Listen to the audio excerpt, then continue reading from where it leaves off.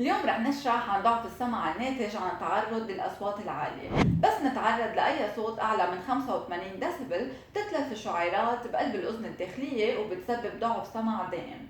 كيف فينا نتوقع هيدا النوع من ضعف السمع؟ أول طريقة هي الابتعاد عن الأصوات العالية والضجة. تاني طريقة هي تخفيف صوت التي في والراديو.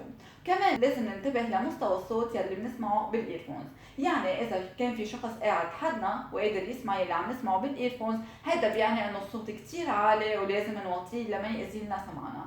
اما ثالث طريقه هي استخدام الاير بلاجز او السدادات لحمايه السمع، واللي فيكم تلاقوها عنا ببيكو هيلينج سنتر.